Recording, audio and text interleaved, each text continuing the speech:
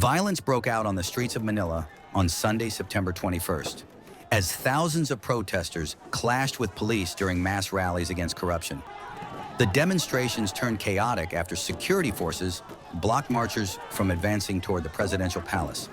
Masked protesters armed with rocks and improvised weapons charged barricades, hurled stones, and even pushed steel barriers against anti-riot police. Some demonstrators carried placards reading messages such as, "Politicians are not saints," while others waved both the Philippine flag and a Japanese anime one-piece flag, a symbol seen in recent protests across Southeast Asia. Tensions escalated further when protesters set tires and even a cargo truck ablaze to block police advances, sending thick black smoke into the air near a bridge leading to the palace.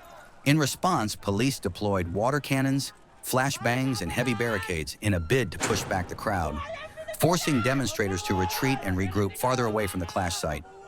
Authorities confirmed that at least 17 protesters were arrested, while dozens sustained minor injuries, mostly cuts and bruises, in the violent standoff. The protests drew tens of thousands earlier in the day, but violence erupted in pockets when the main march was halted.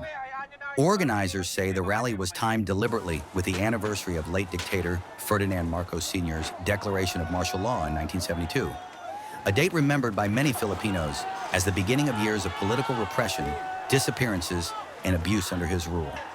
Protest leaders argue that corruption, political dynasties, and state violence remain deeply entrenched in the Philippines, making their movement as relevant today as during the darkest chapters of the country's history. With anger boiling over and tensions running high, this weekend's unrest highlights both the fragility of political stability in Manila and the determination of protesters to keep their voices heard.